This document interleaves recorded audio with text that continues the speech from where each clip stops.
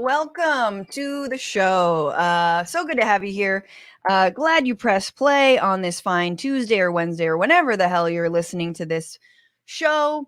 I am Francesca Fiorentini. You know that. That's why you're here. Let's be honest. I know. Really happy to have you. Everything in my teeth. Podcast audience, everything in my teeth. Happy to have you here. We have a very fun show, very packed. I'm wearing red for a reason because it is a hot labor summer, especially here in Los Angeles. We're going to get into all of that. Strike updates between the WGA and SAG strikes. More industries or sectors of the same industry threatening to strike or threatening to unionize, which is the first step. So we will give you updates on all of that. Then also, not a unionized workforce, but children. Looks like we abolished child labor for a reason in this country 150 years ago or so. And no less than that, but you know what I'm saying. It was a while ago, people, but now it's back. So, hey, child labor uncanceled itself. So score one for the right, I guess. And then finally, as we were doing the show last Tuesday, the indictment charges from Jack Smith, the third indictment, the second from Jack Smith's, came down the pike. These are the ones related to January 6th and trying to overturn a Democratic election. So them's be the charges against Donald Trump, in case you forgot who we were talking about, in case you forgot the man who has completely ruined all of our lives, like forever. Like there's no undoing. Like if a tech bro could invent a way to undo Trump from my brain, absolutely have at it. Like I don't care. I want that. If the experiments on monkeys are in the service of deleting the phrase and word and memory of Donald Trump from my brain, I don't care how many monkeys have to die. Literally don't. Kill them all. Anyway, we're going to get into what we think is going to happen in the indictment in an edition of My Sources Say. So a little bit of peering into our own crystal ball. What will happen come 2024? What's going to happen with this particular indictment? And we'll get into all of that at the end of the show. And I didn't even say who's joining me. Dan Evans is here. Dan from the internet is back, as well as comedian James Fritz back in the program. It's going to be so good. I'm stoked. Honestly, you should be too. That's why you're clicking all the buttons right now. I don't just palm the keyboard. All right. Just like things, share things, let people know what you're listening to. Obviously, give this podcast 5 stars on all the platforms, but particularly on Apple Podcasts. Helps people discover the show. Whoa, I pressed play. But yeah, 5 stars, please. Thank you. No. And remember, this isn't the only part of the show. We have a Friday show as well. It's called The Bonus Bish. It streams every single Friday, 1 p.m. Pacific, 4 p.m. Eastern, so same time, but just on a Friday. And it is free to watch, but if you want to watch it back, if you want to catch up on stuff you missed, if you want to hear about how we talk about Jordan Peterson being duped by what effectively was like Japanese mass jerk-off porn, you'll want to become a patron of this show. Obviously, for that story, patreon.com/Bitchuation Room is where you go to get access to all that bonus content, but also really support this goddamn show and all the wonderful thinkers and activists and comedians that we have on, writers, people who are currently on strike. So I hope you have both seen them live, gone to support their shows live wherever they're touring, but that also you support me in bringing them on the show.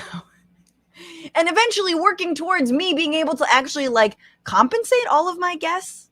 Does that make sense? Yeah, exactly. The shit is tough. It is tough. All right? To stream from your home. I should know. But anyway, that being said, there's a small mighty team who is compensated that works on this show, and literally every single patron, all you new patrons, I see you. It's helping us tremendously, making the show sustainable and growing it. So thank you from the bottom of my heart. This Friday, I've got 2 stories on the docket I already know I want to talk about. Apparently, a lot of nonprofits have been taking money from a millionaire who has a pro-China agenda. Interesting stuff. We'll get into whether that is problematic, to say the least. And I'm curious about your thoughts, but I'll dive into that. That was a New York Times investigation into it. And I know a lot of the organizations, and I know people who've even gotten money from this person, but not under any you must be pro-China heretofore. But yeah, so we'll dig into that. And then also, what is it? World crypto? There's some new cryptocurrency, and this, guys, they figured it out. We're scanning eyeballs now. See, here's the thing about eyeballs they are fungible. You know what I'm saying? And that's what the new crypto bros are saying, that this is the way forward, eyeball scans. And that's how we're going to create a new currency that can avoid, sort of federal oversight, and everyone can get rich, except when we have to come collect your eyeballs. But that'll never happen, probably. So we'll talk about that on Friday. It's called WorldCoin. So it's like the world star of crypto, WorldCoin. So look forward to that on Friday. But for now, everybody, you know what to do. Get your bitch caps on right now, because this is What Are You Bitching About?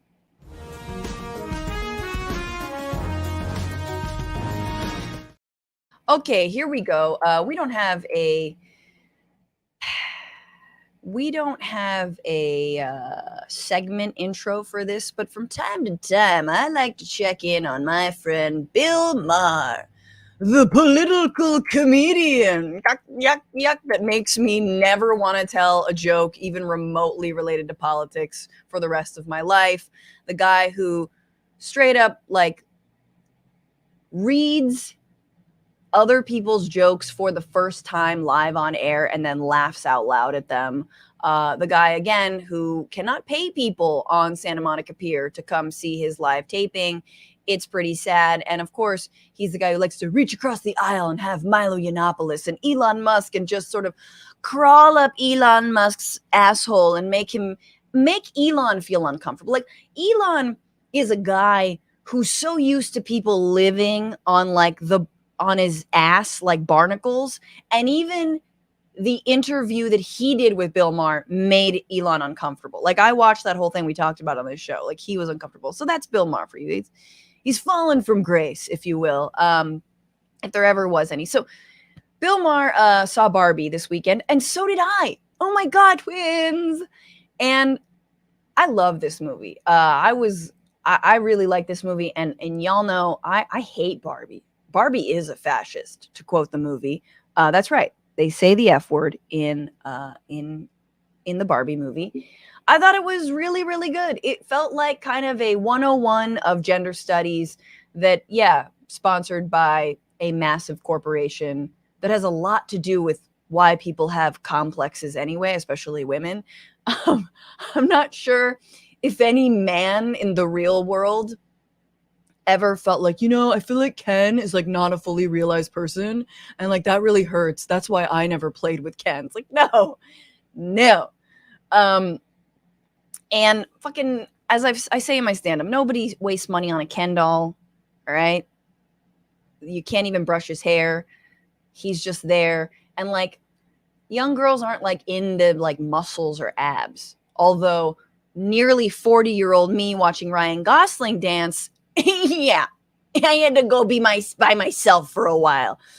So I went to the bathroom and masturbated, and I came back. Look, it's a perfectly normal experience going to the movies. Okay, I digress. I'm sorry, this is getting out of hand. The point is, Bill Maher has an opinion about Barbie. He was very upset about the incredibly like 1980, like 1978 basic analysis of like sexism and patriarchy and like male domination and lack of female representation and women having to cater to men in all aspects of their lives and trying to make themselves small and sit in the back seat and blah blah blah blah blah, like all that shit.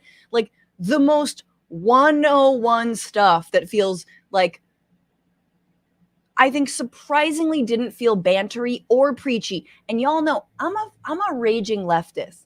Like, I love preachy. Michael Moore films, love them. Are they preachy? Yeah, that's all they are. It's just a lot of preach. And I love it. This one, I was like waiting to feel, and it's so fucked.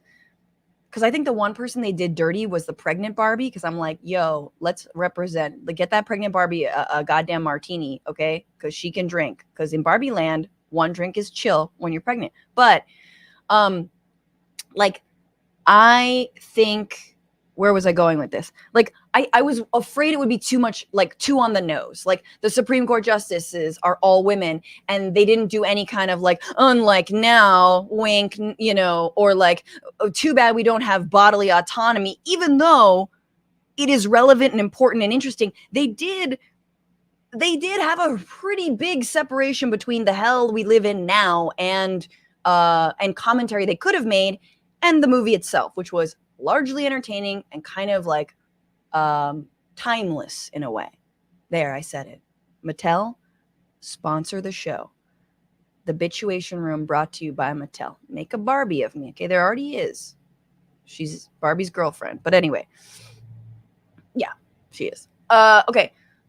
Real quick, what did Bill Maher have to say? How was he so triggied? All right. He says, okay, Barbie, I was hoping it wouldn't be preachy, man-hating, and a quote, and this is my favorite, when boomers do hashtags, like, I love when boomers just make up hashtags like it's gonna be a thing now because someone told them when you hashtag something, it becomes a thing.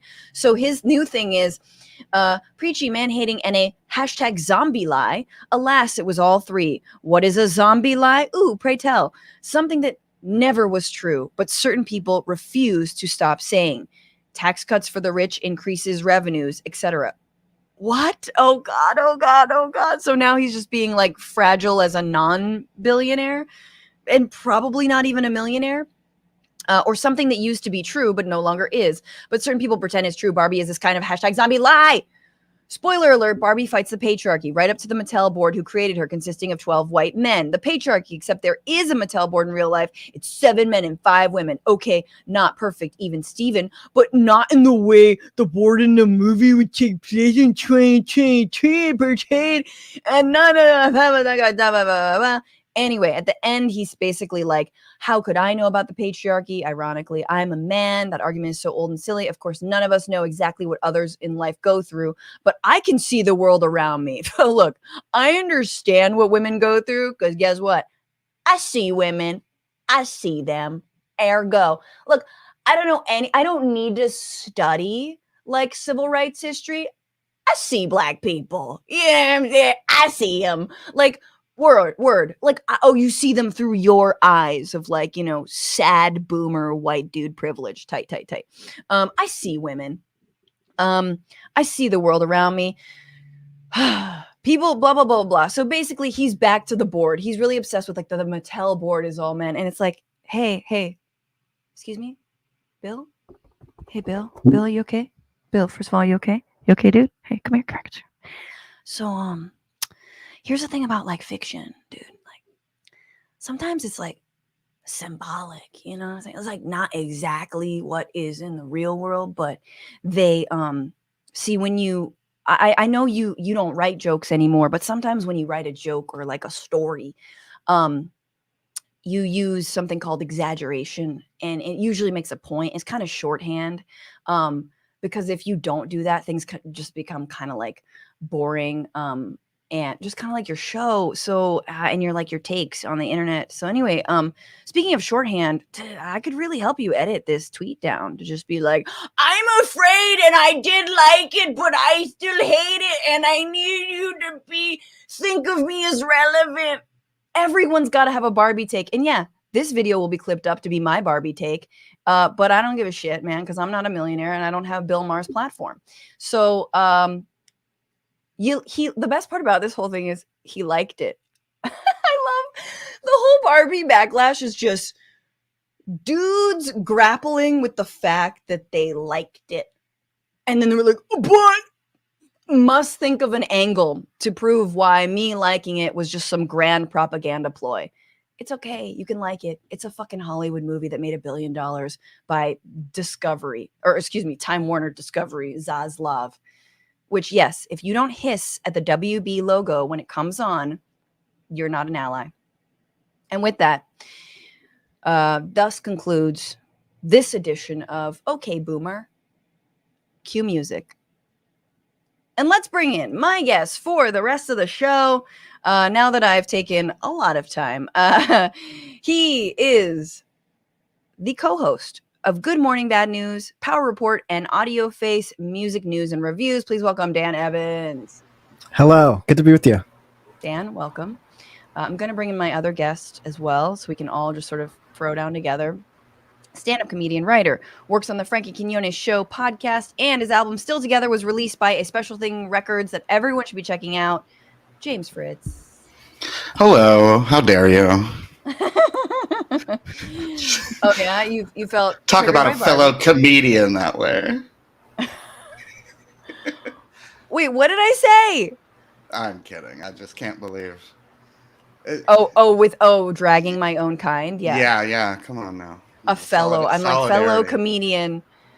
That yeah, I know nothing about jokes or anything about comedy, but usually to be a member of anything, you have to participate in that. And I don't think Bill Maher has actually made me laugh or told a joke in years. Exactly. It's been a long time. I just can't believe preachy as a criticism from Bill Maher is. Also, Zombie is rich.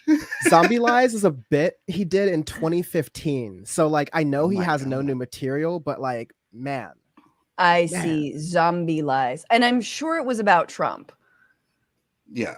Which has now been all turned on its head because woke is the real enemy. Right. The new grift, you mean by... yeah. Yeah, yes, the new grift. He's still upset from lockdown when he couldn't buy hookers. I'm sure that's the root cause of this. I mean, like, first of all, sex workers, and totally... I'm sorry. He calls them that. No, he does. He loves calling them hookers. Like the one thing I've written, it's so funny. I've written packets for him and they're like, ooh, because by the way, we don't have to get into it too much, but speaking of representation in a fucking workplace, his writer's room is not representative at all. It's, I believe, maybe 99% male. So I just want to put that out there. About the jokes. It hasn't been funny in a while. That's why. Oh, exactly. No, and I actually think some of the jokes are good, but you're like, oh, you definitely didn't write that, whatever. And I know some people who work on his show, and it's like, all right, but whatever. It's so funny that he loves like just still saying hookers because it's like, you know, he refuses to not. And it's true that his relationship to women, at least his love interest, happens to be buying them, you know.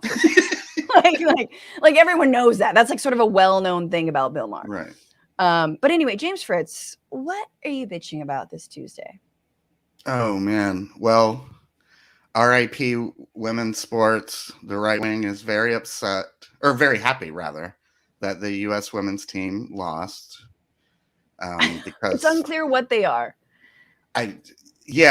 They love America, and so they're mad at them because they hate America. So they're rooting for America to lose. It's very complicated. It's so hard to keep up with conservatives and their opinions of sports. I grew up in the South among a lot of conservatives, and those old conservatives would be shocked to learn that in the future they would care so much about women's soccer, swimming, volleyball, Like all of a sudden they really care about these sports. You know, it's Absolutely. They were like, "Oh shit, the matriarchy does happen." You're like, "Oh no.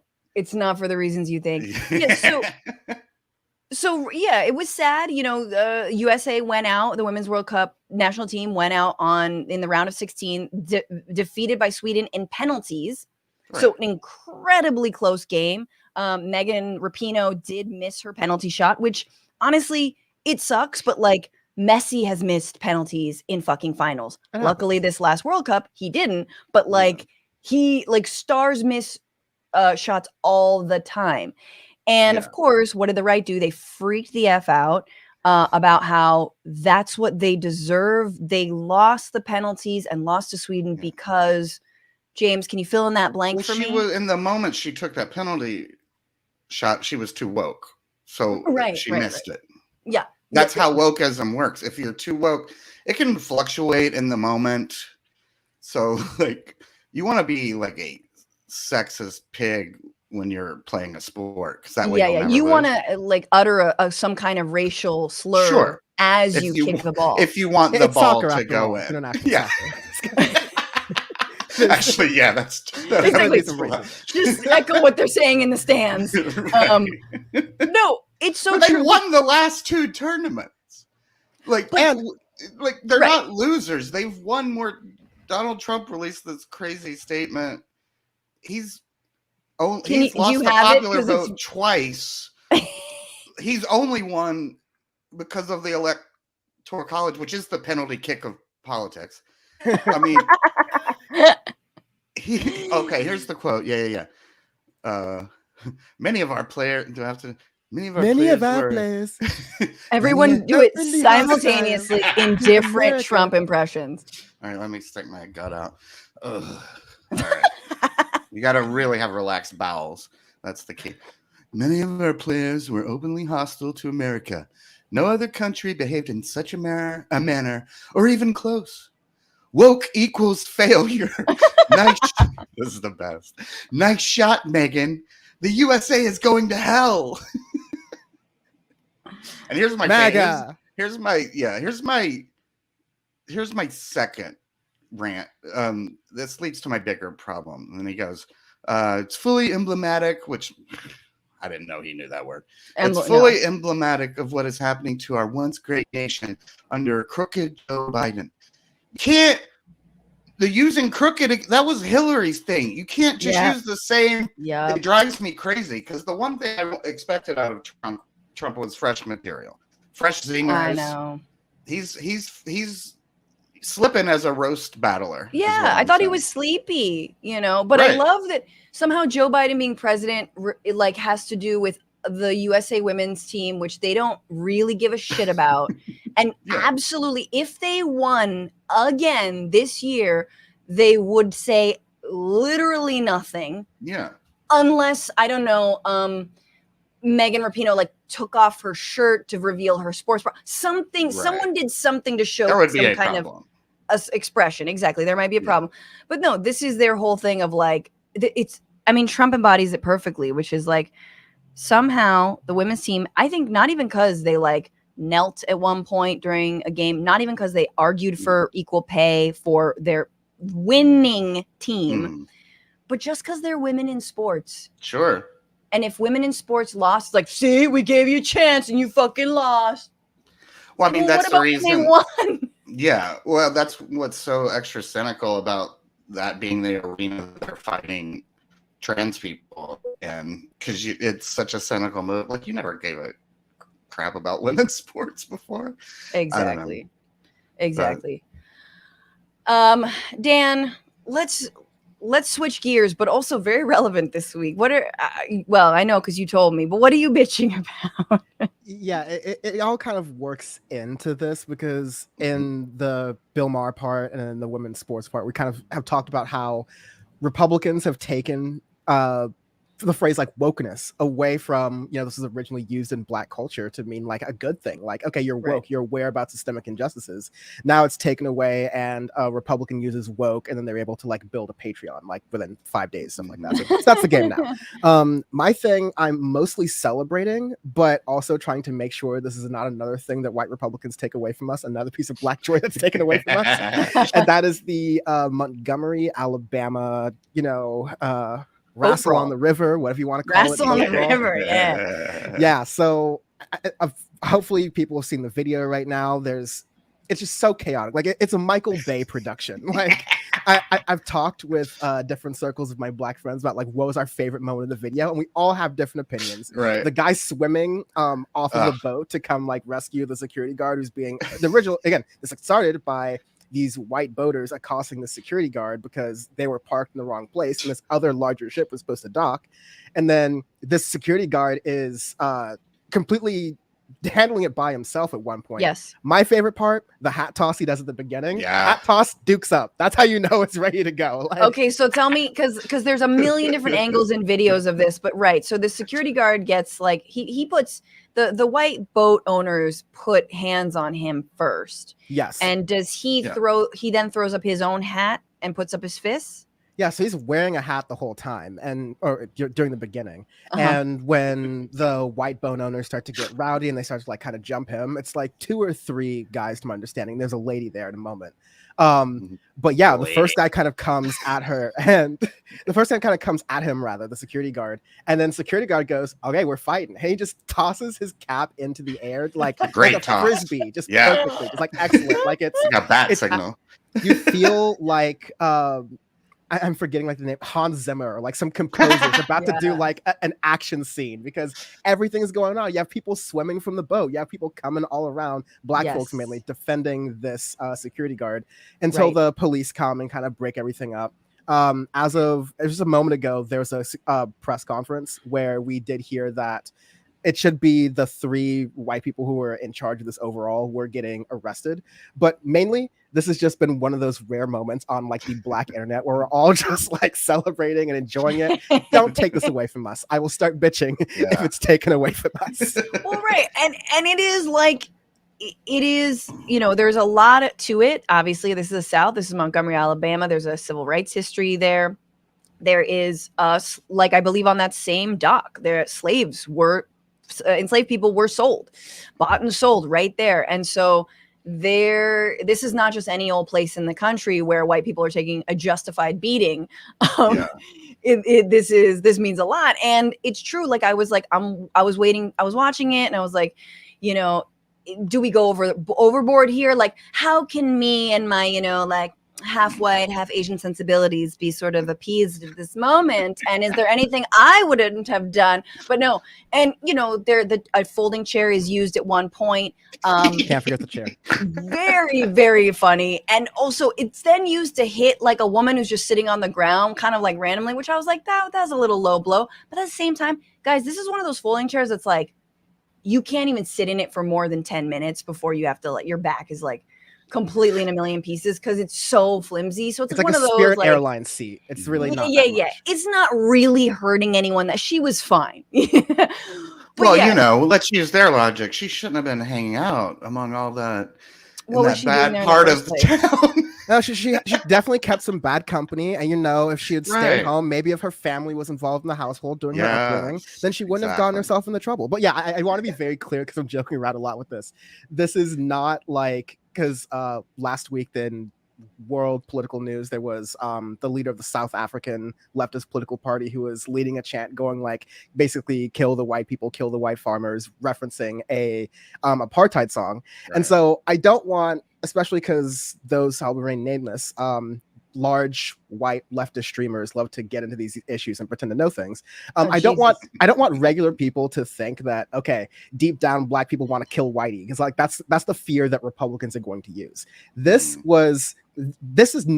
started by these white folks having like taking up the parking space and then attacking the security guard. Yeah. This was a result of that. And if we go down to that layer of like, yeah, this is the deep South in Alabama. This is a lot of racial dynamics, both in history and in the present day, which is how people are treated in the South. Black people are treated in the South. It's a lot that's going on right there.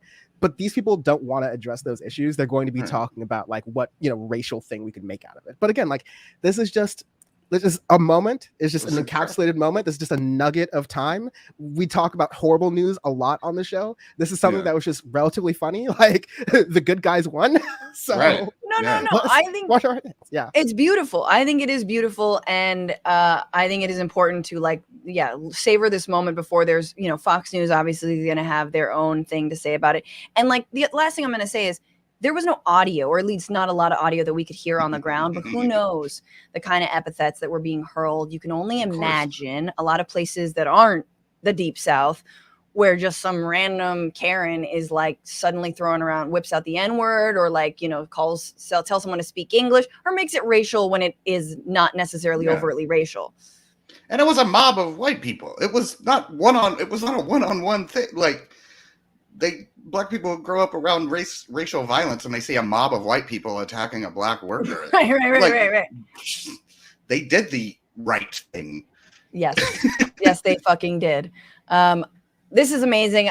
We got to run that video back at some point and play that under this. But everybody, I highly recommend a recreation at the swimming pool. That was beautiful black and white unity, where a group of people reenacted it, and it's so funny. I agree. This is a positive story. My favorite meme is someone said they just got their open carry permit, and it was a folding chair attached to a zip tie on their belt. The memes are fire right now. Yeah. So good.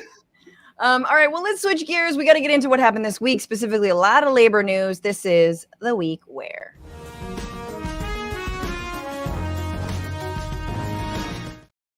So updates on the Hollywood strikes. This week, the WGA met with the AMPTP, Carol Lombardini, and those negotiations broke down real quick. They met for the first time in more than 3 months. Remember, the AMPTP refused to come to the table. They finally did, but they failed to reach an agreement to resume contract negotiations. Their inability to agree on the terms for returning to the bargaining table, which is, again, this like it's like 2 steps before you even talk, comes after their much anticipated meeting to discuss a possibility of resumption of talks. Lombardini stated they were willing to increase their offer on a few writer-specific TV minimums and willing to talk about AI, but they're not willing to engage on the preservation of the writer's room or success-based residuals.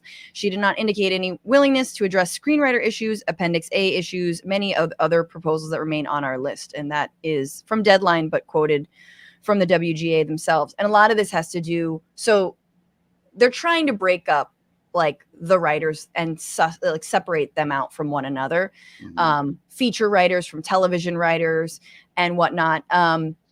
So you've seen this going around, which is kind of beautiful, which is writers on Twitter, sadly, who are saying, I'm a TV writer who supports weekly pay for feature writers too. And then I'm a feature writer who wholeheartedly supports guaranteed minimum room size for TV staffing, because as we've talked about before, the mini rooms, where writers are hired for like whatever it is, like 3 weeks to break story on a bunch of episodes, and then the show doesn't even get made, and they're not even making the minimum to even get like basic protect, even to be WGA members in some cases. So that's all happening. That's all breaking down now.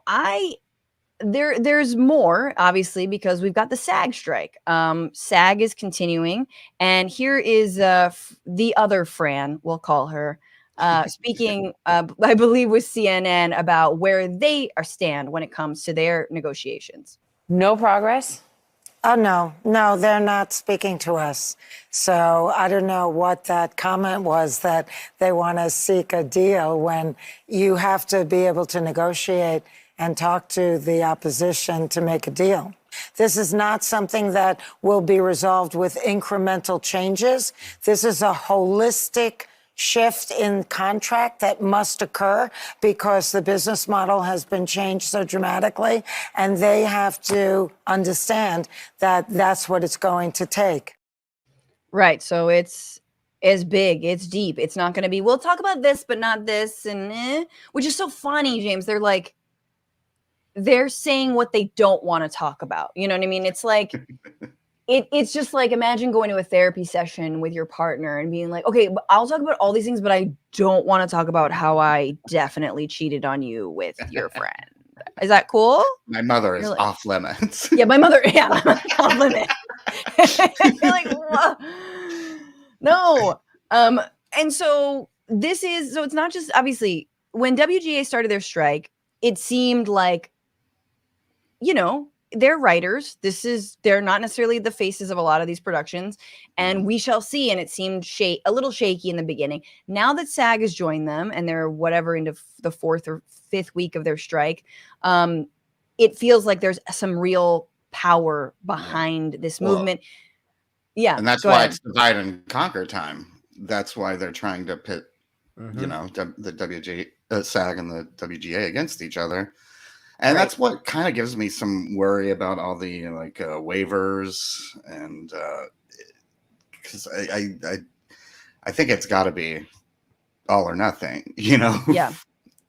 The waivers meaning I know Shonda Rhimes has a show that got a waiver to be able to go into production, and she decided not to. Are there? Yeah, and like in all capitalism, it's the very well-to-do people who are going to keep working and making things. I don't know. It's complicated. I'm not as intelligent about it as some people.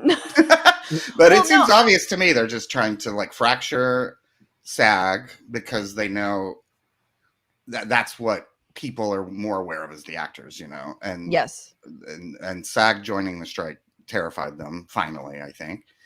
And so now they're just trying to, pick apart SAG and have actors fighting with each other about things like these waivers. And they're just trying to wait it out, and I hope it doesn't work. Yeah, I mean, I think what's crazy, people seem to have resolve, so I am feeling good about that.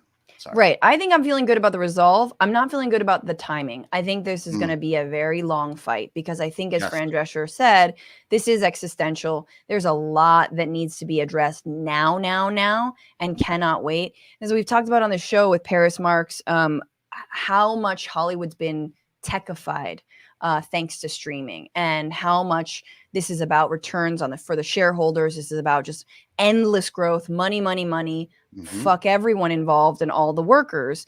Another thing that is giving me some hope, and to your point about all the waivers and what about the rich people, all these A-listers are giving money. So George Clooney and Amal Clooney, Matt Damon, Leonardo DiCaprio, Hugh Jackman, The Rock, Nicole Kidman, Bennifer gave $1 million, Ryan Reynolds and Blake Lively, Julia Roberts, Schwarzenegger, Streep, Winfrey, all of these people are it is finally liberal Hollywood sort of being all right, but which side are you fucking on? Right. Yeah. No, I mean, we got Oprah. Yeah. Look out. And all of these people will be running for president at some point in our lifetimes. I hope so. The Rock's been putting out floaters for years. Let's be honest now. It's like him and Gavin Newsom both really want to be president. Now you can tell the entire life. But yeah, I it's hard for me to say what is, I'm not a member of any of these unions. It's hard for me to kind of say, oh, this is the deal they should take. This is the deal they should make. But I definitely really liked your point, James, about how it's very clear that they're going to be entering their next phase of, okay, where can we fracture the membership within, the rank and file within WGA, SAG-AFTRA, IATSE now might be in the mix as well. How can they cause fractures within that? And also how can they cause fractures through this cross-union solidarity? Because they want to either put the top actors against the not lower tier, but the actors who are still working to make it and aren't financially stable, right? Same thing with the writers' rooms. They're trying to find how to break this type of solidarity. But what's nice and what's lovely to see is that while I had some folks who've been on the picket lines, Evan Mertzai, I had Adam Conover on one episode of Power Report too, so they've been really vocal about these things. But at the same time, you have elites who are running these corporations and running these production companies who just see a line on a spreadsheet and go, oh, AI will be cheaper than paying writers. And all of my tech friends and my venture capital friends who are in this like business world anyways, who are at my level of billionaires or millionaires, I respect them. They're saying that this is going to change the game. They're saying this is going to change the world.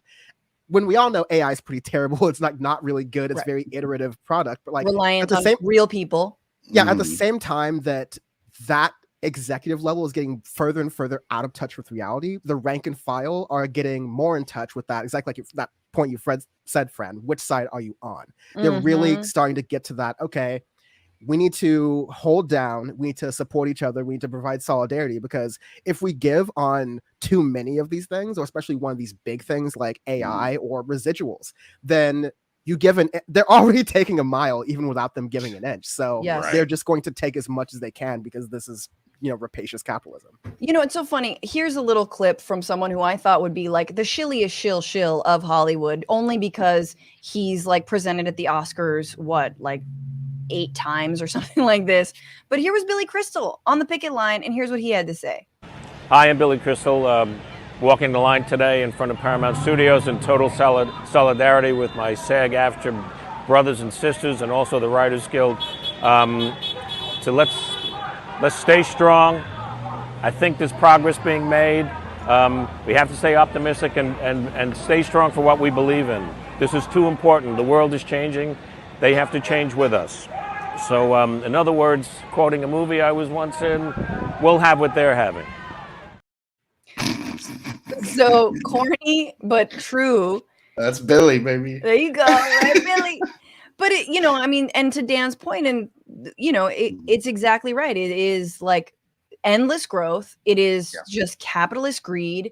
And it is, we must make more next year than this year. How we do that, get rid of all extras, how we do that, like make writer room smaller. Like it's them just being the worst people and having to like be worse and worse and worse and worse and worse every single year as the content gets more and more and shittier and shittier. And, I wanted to pivot because I thought that this is coming up and this is fascinating because as Dan, you mentioned, they're going to try, and you guys both mentioned, they're trying to divide and conquer. So where are they looking? Naturally, because there's such a big market and there's so many creatives and work out there, they're going to South Korea. So Netflix turns to South Korea writers and crews as Hollywood strikes, but they feel exploited too. Wow, right, bro. Yeah. South Korean actors and Netflix want better pay. The company refuses to meet with their union. Now, don't fuck around with the South Korean union. They're fucking militant, like they it's not like the US where we're like, wow, we're suddenly, becoming conscious. Like South Korea has like a very active labor movement, and they have for many, many years. It's great that now in the film industry, they're having that. But for example, everyone needs to obviously remember Squid Game. So actually, and the creator of Squid Game forfeited all of his intellectual property rights, all of his nuts, all of his no residuals on this massively popular show, which by the way, biggest show they ever had. We don't even really know all the numbers, but apparently there was a leak at some point that showed that it cost about 21 million all in, 21 million to make, and they made, or the value of Squid Game is $900 million. So like, and the stories out of South Korea are, it reminds us of some of the worst stories we heard from the crews of IATSE, right? In terms of like these like 40-hour or whatever, not 40-hour days, but like 20-hour days where they're like driving home at 3 a.m, blurry-eyed and, getting in car crashes, all this stuff. So it's global, y'all. It's global. That's all and then if that weren't bad enough for the elites of this town, guys, there are hotel workers. The double strike, this is according to the Washington Post, of course, or, reported by them, double strike. But in addition to that, hotel housekeepers, receptionists, and cooks held a 3-day strike in early July over wages and benefits. And they've been intermittently striking since since that time. Of course, something you'll not see on the picket lines in front of Paramount with Billy Crystal, though that'd be kind of tight because it'd be very interesting to watch. But here's what happened outside of, I believe, the Fairmont Hotel just recently when it came to those hotel workers striking. Here's what the Fairmont did.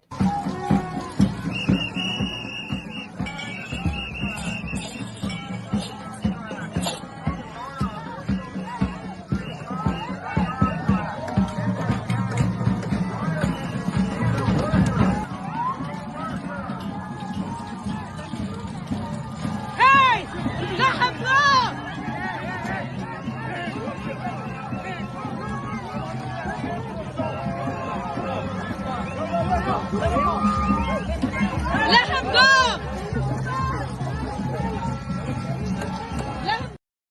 Okay, so that's a bunch of dudes, men in black, so sort of like goons who should also be part of the union, but scabs really, hired by this hotel, trying to enforce their like little black-clad barricade on a bunch of, you know, like hotel workers who were picketing on their line. So that's on the other side of town where Billy Crystal is not. Yeah.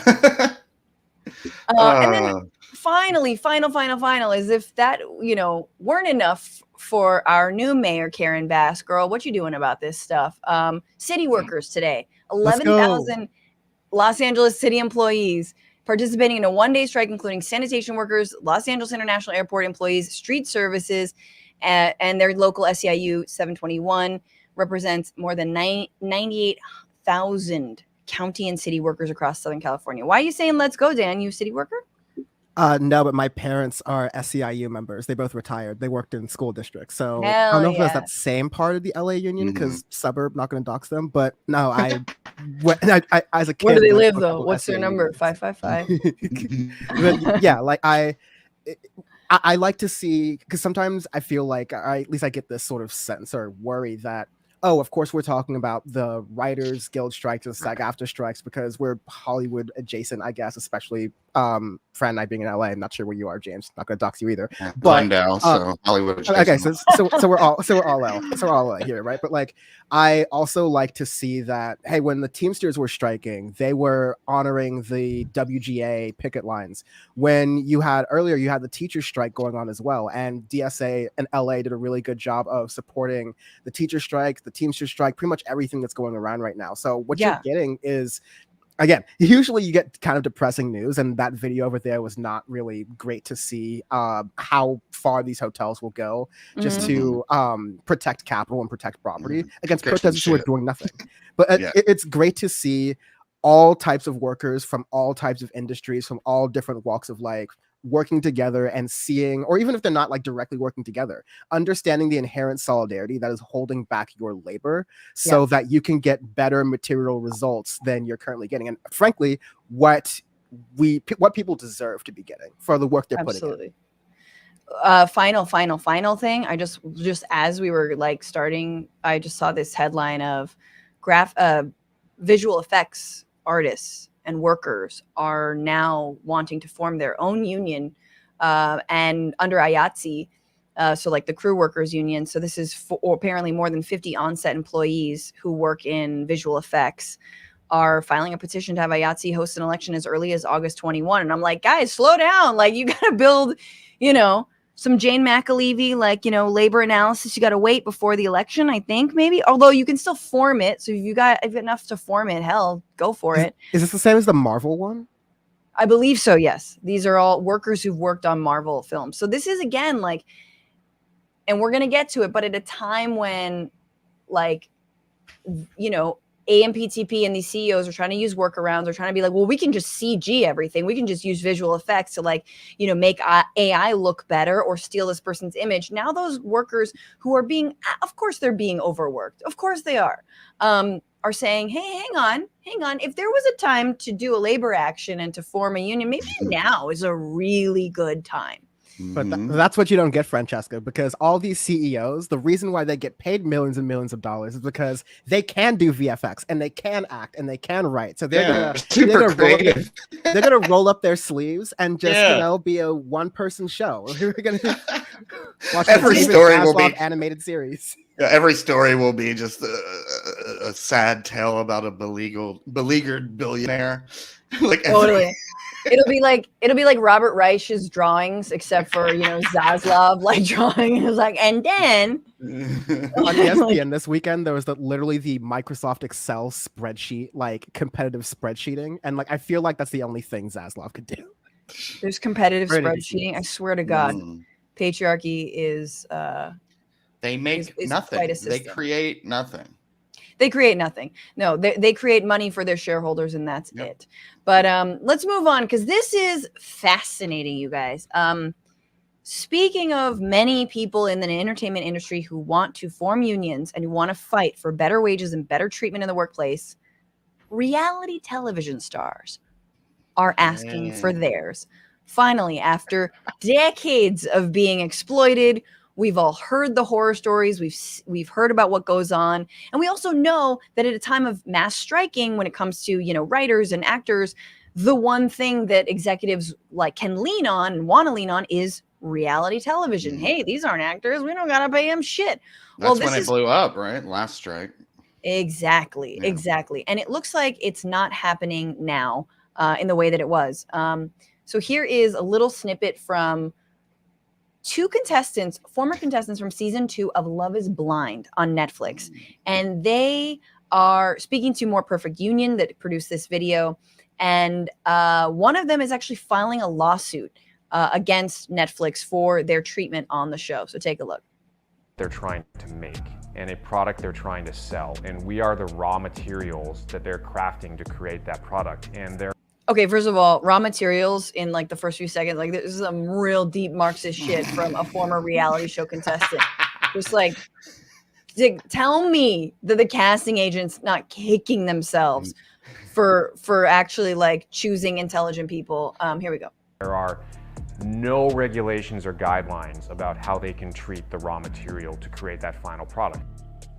This whole entire experiment is designed to break you down to your most unhealed and most damaged version of yourself so that they can exploit you for free labor, essentially, or labor at $7.14 an hour, which is what you break down the amount of hours and what we made, that's what you make per hour. Filed a lawsuit against Kinetic and Netflix on behalf of Love is Blind cast members and Ultimatum cast members in the summer of 2022, alleging that they violated California labor law. The way that these production companies have been getting around labor laws is they have been classifying cast members as contract employees. If an employer does not have control over where they work, how they work, or their means of production, that's a contract laborer. But these production companies control all of that. In fact, they control it far more than any normal employer. And if it's true that we should have been full-time employees, all of a sudden,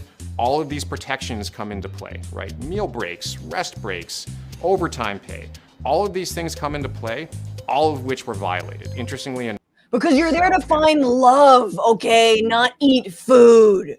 But you're right. I think the contestants should own the means of seduction. Hey. Thank you. That is our cold open. Here we go. Right. Meal breaks, rest breaks, overtime pay. All of these things come into play, all of which were violated. Interestingly enough, while they classified us as contract laborers in the contract, they filed W-2s on our behalf to the IRS. Sons of bitches. Wow, and just to be very clear, W-2s that have reached out, they're very, very afraid of shows.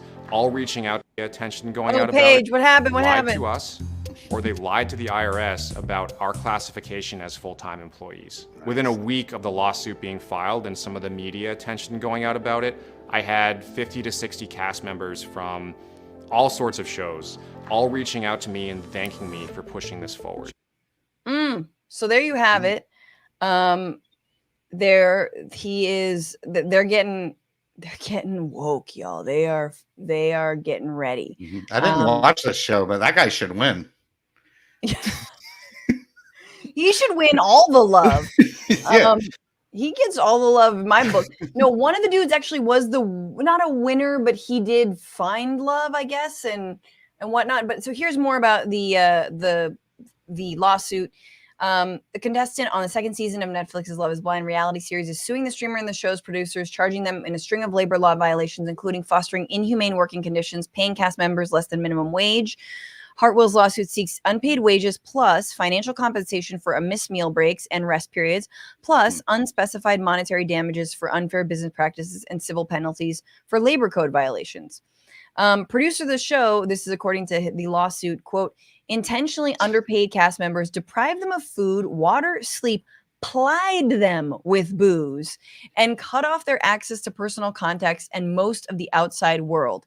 This is like the worst fucking basic training camp. Like, this is the shit they do in the army. This made cast members hungry for social connections and altered their emotions and decision making, said attorney Chantal Payton of Payton Employment Law, LA-based firm that's representing Hartwell. So Hartwell's one of the guys you saw in that video. I mean, let's go. I've gotten the pleasure to meet former people who are on these like love dating reality shows, and also people who used to work on the production. And this matches with everything I've heard before, that not only are they liquoring up and trying to exploit as much as possible the contestants on the show, who actually tend to be pretty bright. They're just trying to, make it in Hollywood the best way they can, which is on your looks, of course.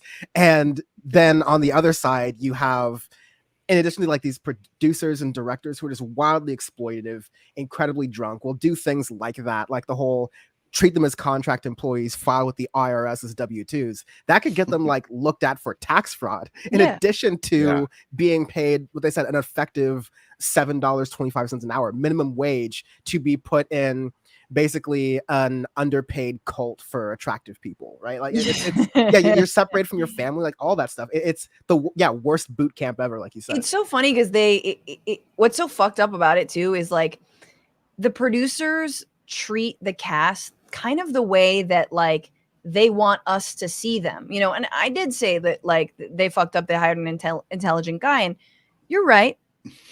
The hot people can also be intelligent. And Thank you. James.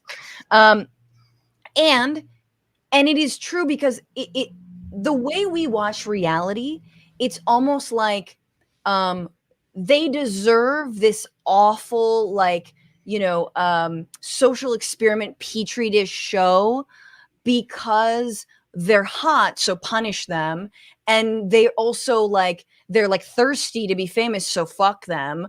And like, it's almost like that's also kind of how they are portrayed in post, like in the edit, in everything, on how they are, why people like digest it. It's like they're hot. Oh yeah. And then they're rich. A lot of them, right? Especially if it's like housewives or whatnot, or the Kardashians. And it's like, so fuck it, all bets are off. But in this case, and in a lot of these cases, no, they're not rich.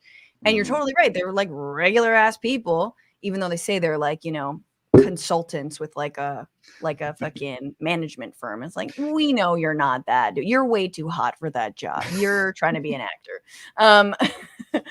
But the 15-year-old who rents exotic cars just started his own firm, for sure. Yeah. Right. Exactly. No, but I love that they're actually trying to going after what's theirs. I mean, the other thing is, this is crazy, but apparently in their contracts for Love is Blind, if they left the show before the show was done filming, like if they just walked off, they'd have to pay $50,000 in damages. They signed that. Damages. Wow, that's They're exploitable and expendable, but also $50,000 in damages. That's right. Yeah, this is the reason we're seeing mass strikes. Everyone's got the boot on their neck in this country. Everyone is exploited in every job, in every area. Yes, including children. Let's move to another. Boo, boo, boo. Kids are being exploited. All right. Yay. How else will we prepare them to have the traumas that we then air out on a reality TV show? Listen, it's all about the circle of life here. Oh my God. Yeah, this is the new show. And then those who aren't cute true. enough to do that just end up being the behind the scenes folks, and then they can be exploited in the unions. It's all good there. Yeah, the circle of life. Yeah, that's like these executives go, like Lombardini is going to the hog plants and telling the kids like just you wait, this is gonna be perfect for a show if you grow up to be hot enough. Keep all your limbs. Yeah. But like, cut out the middleman. Don't wait for them to grow up. Just throw a camera on them right where they are in industrial settings right now and film them. So let's talk about it, because it's called Canary in the Coal Mine. Yeah, exactly. You have to get their parents to sign off on it, but their parents need the money.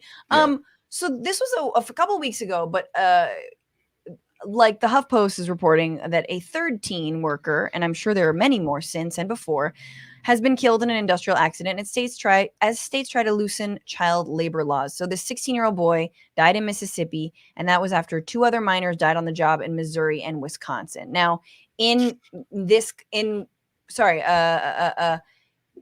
kid in Mississippi was 16, died in a poultry plant, a Maher poultry plant. He was cleaning the machinery as part of the sanitation crew and became trapped in the equipment on a conveyor belt. And he died. Now, if you're wondering, this kid is Guatemalan. He moved here 6 years ago. And a lot of these states are lowering the age of working age in order to exploit the most vulnerable kids, which happen to be new arrivals, migrants, whatnot. But 2 other kids that this article is referring to, those are white kids. Yep. White kids from Wisconsin. A guy named Michael Schulz, a boy named Michael Schulz, who was 16, attempted to unjam a wood stacking machine and became pinned under the machinery on a conveyor belt. There we go. Will Hampton, 16, poor kid, died in Missouri, Lee's Summit, Missouri, after becoming injured while working at a Lee's Summit Resource Recovery Park landfill. So whatever, sanitation. She's working at a landfill. The sophomore in high school became pinned between a tractor trailer rig and its trailer. So like, God, this shit is wild. Like these because these aren't. What? Greatest country in the world. Yeah, it's a beautiful country. We love children. I mean, have more of them so they can die on a conveyor belt. Oh my God. Like how many kids have died at drag shows over the last years? Just hundreds, I'm sure. Countless. I mean, truly. It's just the idea that they hire them specifically because they're smaller, and so they can fit into the crawl spaces of these machines, so that apparently they're not even thinking to turn off, because God forbid they turn off the machines while they're being repaired, because you could lose like 35 cents of revenue. Right. It's cheaper to kill a kid. No. But it's straight up though, right? Yeah. Like that's exactly Insurance. Right. Yeah. Absolutely. Like isn't there an immediate shut off, or like you I don't know shit about shit, but I do know if I stick my hand in an elevator door, it's not going to close on it. Like, is that not basic practice? Well, rich people use elevators. So. That's true. Yeah. So, of course, every time you talk about children working, and especially 16, right? What happens? Some fucking boomer or Gen Xer or just like person who hates life. Yeah. Not that there's any correlation, but I hate life. Exactly. We hate life too. It's always like, I had my first job at 16. It's important. It teaches good work ethic. Like, no. I absolutely not. That is like, yeah, man, I fucking worked at a Crate and Barrel. Okay. I wasn't like blowing the glass. Right. I wasn't working in the factories of Crate and Barrel. I was like, doing a bad job at the register. Okay. Like there's a difference between being a lifeguard for a summer and fucking working these industrial jobs that are being surrounded by animal bones. Yeah. It's not the same shit. No, I swept up at the local drugstore when I was in middle school. I wasn't sticking my head in a cauldron of molten lava. Yeah. No, so obviously these are all workarounds. They're disgusting, and it's the same excuse as always, which is there's a labor shortage, even though we're experiencing like an incredible like employment numbers. Bidenomics really working out for everyone. Do not criticize Biden on my show. But in Wisconsin, which is one of where one of these kids actually did die, lawmakers are now advocating lowering the age to serve a little bit less industrial of a job, serve alcohol in bars and restaurants to 14. Now, right now, apparently at 16, kids can serve. No, I believe it's 18 or 16. Let's see. Okay, bars. Yes. You can work at a restaurant at 14, but for bars, they're saying it could be as young as 4. Imagine being served a cocktail by a fucking 14-year-old. Are we past the statute on limitations for this? Because that was my first job. In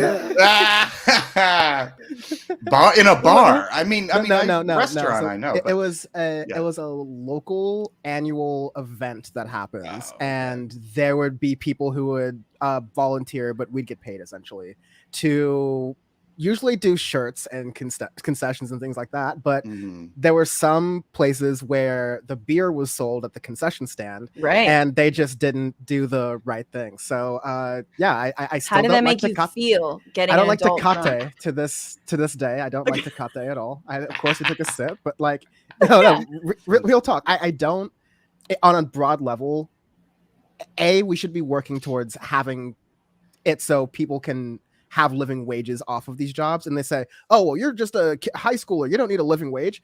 You're not helping your argument when people say that. But we also, I think, maybe this is the hottest take, we just kind of over glorify things like alcohol in this country that are readily available, and that we kind of don't mind having minors around sometimes that can be like very destructive, and there's all these different drunk driving incidents and things like that. So I would feel a lot more comfortable if we had, okay, if you can't drink it, maybe you shouldn't serve it. Like that seems like a really fair, reasonable way to have it. Well, I am a bar connoisseur. That's the way I say it. But not at the meetings, but I am a bar connoisseur. Yeah.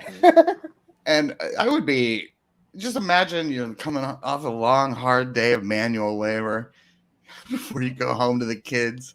You just want to, you want your Sam Malone to tell your troubles to, and it's a 16-year-old kid. It's ruined. This is the degradation of bars in this country is not talked about enough. They can't small. 14-year-old, a 14-year-old can't small talk. Right. About like going, I dated a girl in middle school once too. Reminds me of her. Like what? He takes a drag off a candy cigarette. Yeah, man. Life's rough. I get it. Well, I crushed up some sweet tarts. Want to come snort with me in the back? It's like I would. First of all, I'm sorry, but I don't trust a 14-year-old to mix my cocktail. Number one, and I know we're not necessarily talking about mixing. We're just talking about like serving. But also, okay, here's a different angle on this. These are largely red states where they are so fucking focused on drag shows or somehow transgender people living their goddamn lives. Somehow they are victimizing and targeting children and sexualizing kids. Now, let me ask you, what's one of the jobs in which you get sexually harassed more than any other job? Yeah. Being a waitress, especially a cocktail waitress, especially serving people drinks. Especially in the middle of the country, especially underage. Yeah. Exactly. So I'm just saying, like, these are the same states that are like, we should lower the age. It doesn't matter. Go ahead. I mean, Wisconsin, whatever, arguably a swing state. I'm like, oh, cool. So you're going to have like little kids serve. It's just so bad. It's so good. Safety. I started comedy in Chicago. I know Wisconsin bars. It's a dangerous place for kids to work. The amount of drinking and fighting that goes on. And cheese, And cheese alone. That being said, Chuck E. Cheese in the Midwest is actually just like Waffle House Jr. It kind of is. Learn them young. I will say Wisconsin has the Wisconsin Old Fashioned, which is probably one of my favorite drinks, which is just an old fashioned, but with brandy. So if a 14-year-old, it's sweeter. It's expensive, but it's sweeter. It's man. If a 14-year-old gave me Hennessy in a glass, I'd have to drink it, like just out of respect. So maybe in Europe. Yeah, exactly. Anyway, what's this country come to? It's all gallows humor. Let's move on to our final segment. Let's wrap this up with arguably lighter news, which is our former president maybe going to jail. Maybe going to jail. This week, of course, the third and not final, but third and arguably biggest criminal indictment came down on Trump with 4 charges: conspiracy to violate rights, 10 years in prison if convicted, conspiracy to defraud the United States, 5 years in prison if convicted. 3 and 4 counts are corrupt obstruction of an official proceeding and conspiracy to commit that crime. And both of them are punishable by up to 20 years in prison. So I'm not good at math, but that's pretty much the rest of this MFer's life. If any amount of, God, even if 5 years, even if 2 years were implemented, hell, who knows? Although hate really is kind of the fountain of youth, apparently. But so Donald Trump was charged, and I want to know, you guys, what's going to happen. This is my sources say.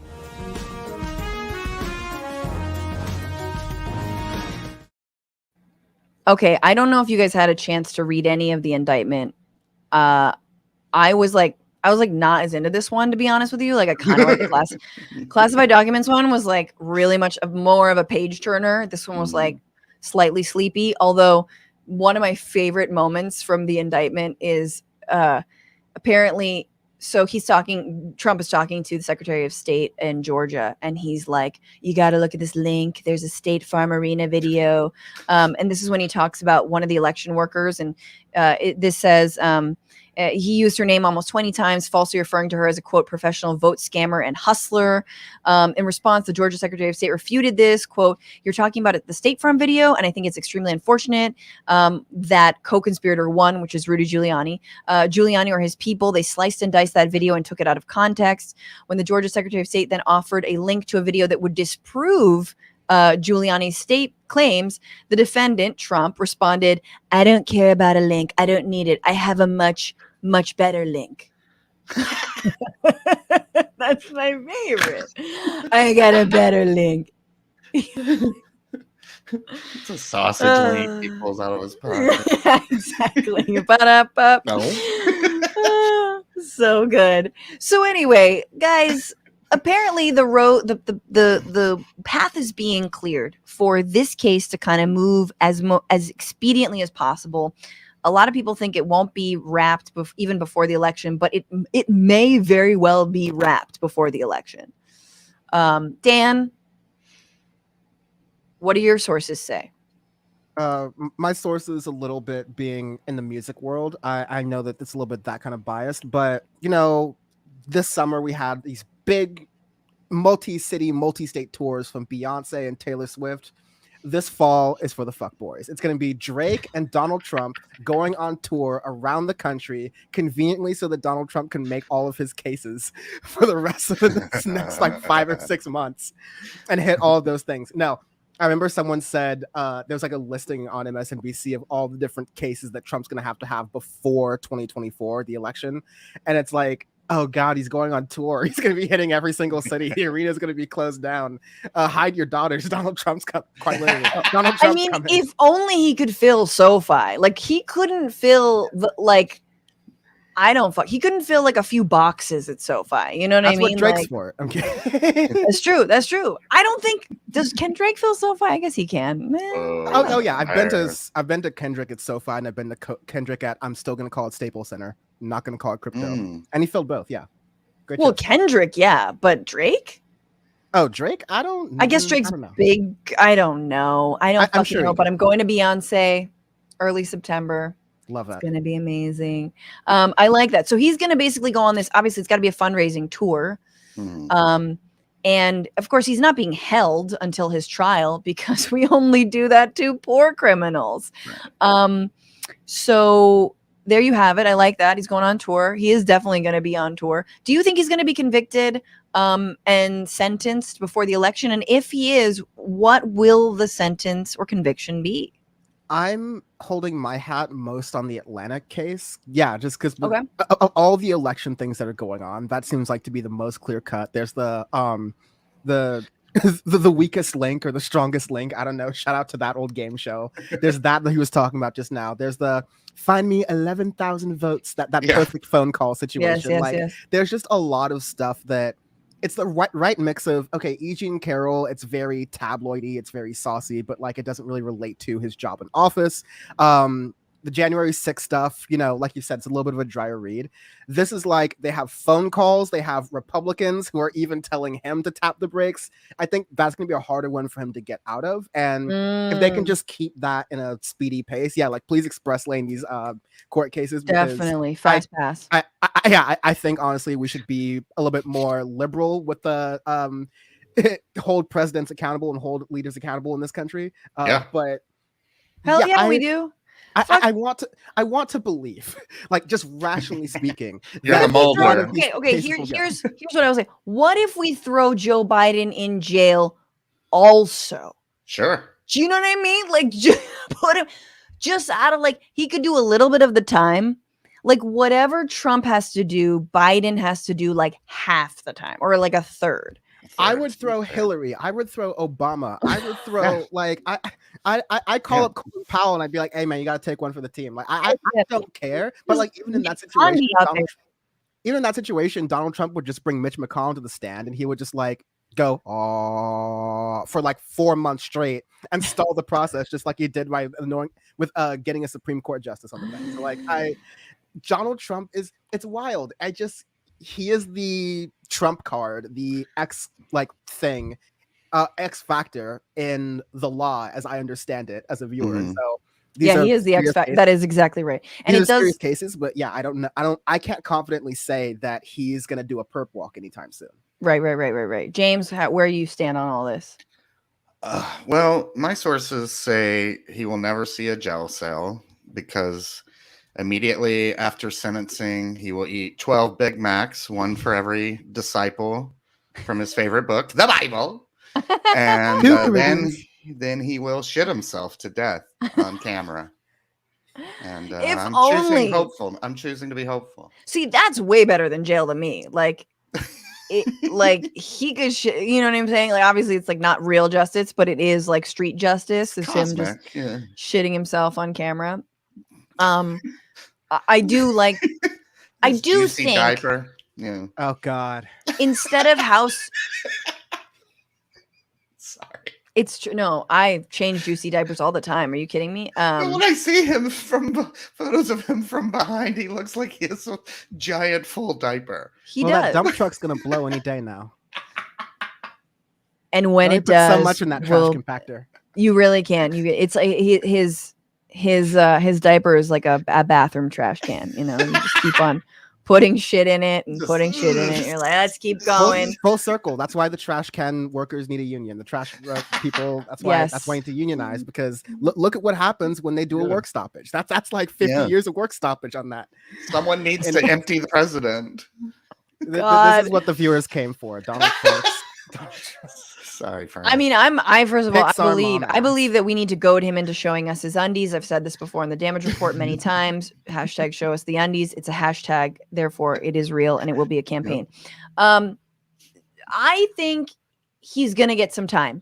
I don't think it's gonna be 5 years. I think it could be like 2 with like, you know, I don't know what, like some sort of like community service. He's gonna be in a hairnet, people. There's gonna be some soup kitchen work. He's gonna be in a hairnet. I still don't think that will prevent him from holding office. Yeah, and it certainly won't prevent him from being potentially elected president again. Because if you can imagine, it doesn't matter if they bar him from holding office. If he wins the Electoral College, no time. Fucking January 6th will be absolutely insane. I mean, they'll just do it in the courthouse. They'll like do the entire thing in the courthouse. Yeah. But if he wins, mark my words, I'll be on the streets too. and I will have my folding chair and we will go. Let's go, baby. You guys, that has been the show. Dan Evans, thank you so much for joining me. Where can people find you and your work? Streaming Power Report live at 9 Eastern, 6 Pacific PM on Thursdays. Usually have great guests on there, so check that out. And then you can just go to danfromtheinner.net for all of my links. I used to be like, there's 3 shows I do, go to all these different places. Here's one, go to that place for everything. Hope to see you there. Hell yeah. Thank you so much, Dan. And James, what about you? You can Dan's find back. all my info at jamesfritzcomic.com. I got a show in the beautiful Glendale this Friday. Hell yeah. If anybody wants to come Where at? through. The Glendale Room. Easy Go to the remember. Glendale Room on Friday, everybody. Yeah. And thank you so much for being here. Everybody check out James. And thank you guys for sticking around. Thank you for your comments and your super chats and all your love. Christo Stefan on YouTube says, next on the agenda, Children's Labor Union. Every minor is automatically part of, if not part of an existing union. Yeah. I mean, we fought there was a labor movement to eliminate child labor.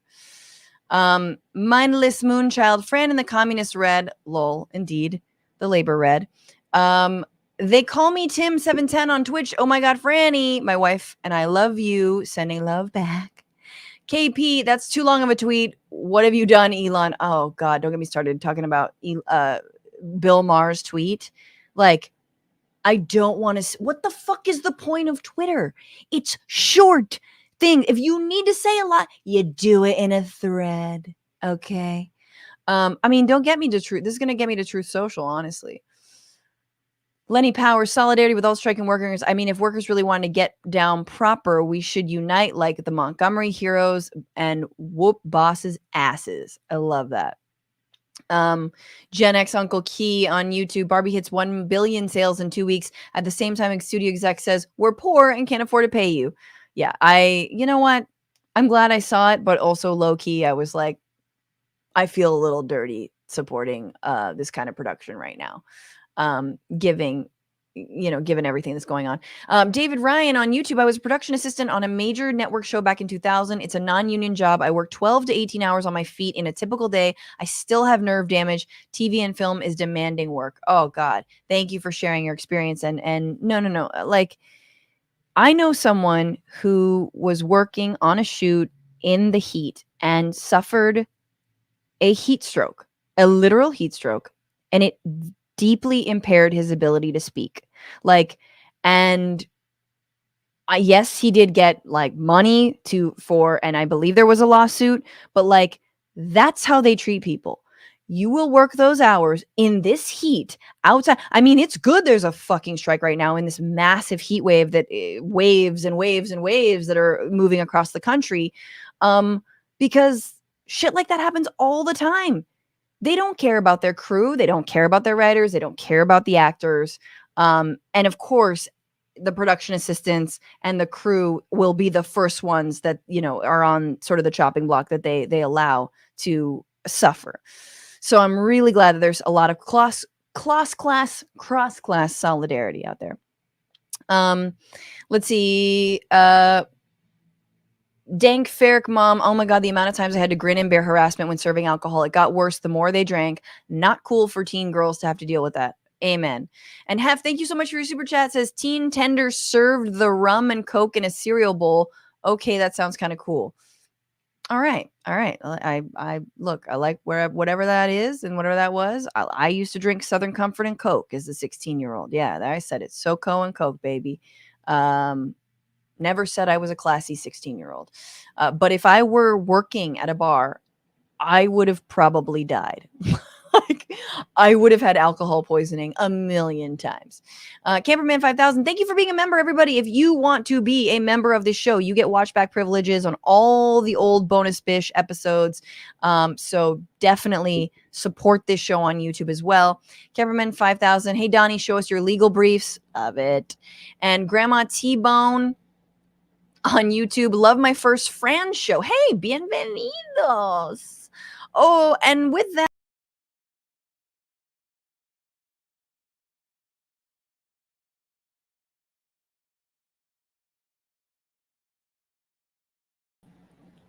I don't know what just happened, but I left and now I'm back. But with that, guys, let's do this. Let's thank all the new patrons and all the people, all the patrons at $10 or more, all the new Twitch subs. This is the fart song.